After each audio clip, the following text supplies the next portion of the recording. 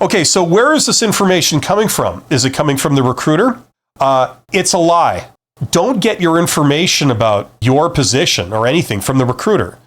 You are playing a game of poker against the recruiter for people who understand what poker is. You see, they have a vested interest in convincing you that you're not worth very much. They also have a vested interest in convincing you that the amount of money that they're willing to pay you is above what you're worth. So you should be very happy to get it, right? That's what they want you to believe.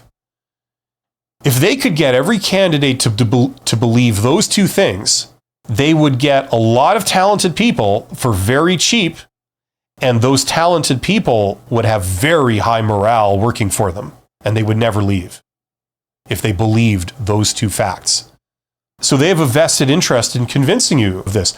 What's the most obvious way of convincing somebody of this? Well, you tell them that. You say, well, for this type of role, often people in that role make this amount of money. It's this low amount of money.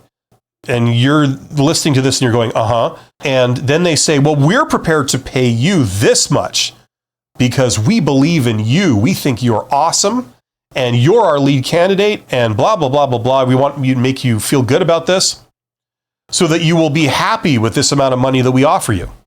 You see how that works? You think you're getting a great deal. You think that they love you and that you're very happy to work for them, right? The reality is that they're paying you maybe the average amount or a little bit lower, right? That's what they're actually getting.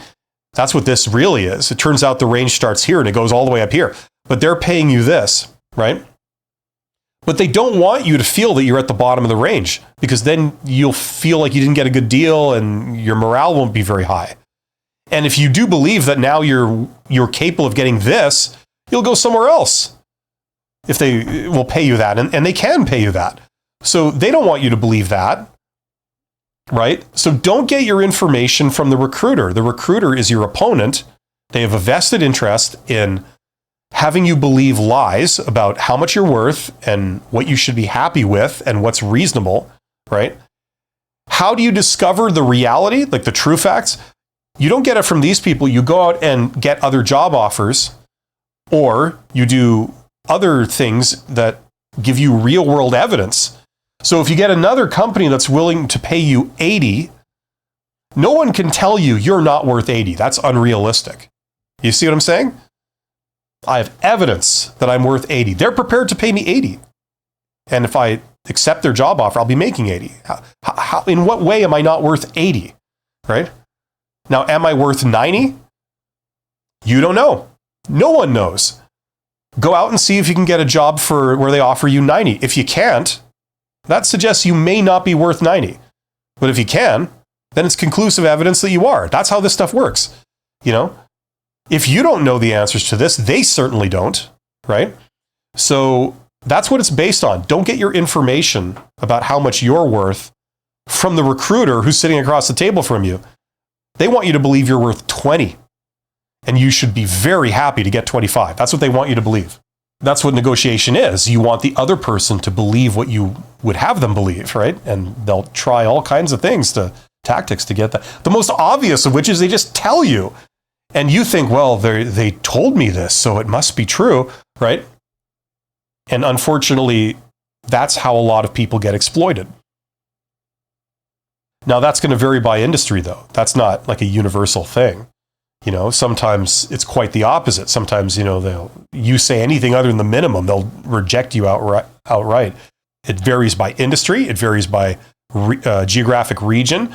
It varies by economic conditions. So when there's a boom, maybe you can get away with this. When there's a bust cycle, like a recession, you can't. It depends on what's going on. And not the economy at large, but that specific industry that goes through its boom-bust cycles like this. Sometimes one year, everybody's hiring in that industry, and sometimes one year, everybody's laying off, right? So that can be independent of the larger economy. Every industry is kind of doing this all at different times and periods and all that. So, and some aren't cyclical, right? Like it's not a seasonal or cyclical thing. It's just random. So it depends where that industry is too. So you gotta just figure out what the reality is for you now, where you're looking. And that's why you go and you get evidence, right? Doesn't matter what the larger economy is doing. Doesn't matter what this industry. I want to know what applies to me now, right?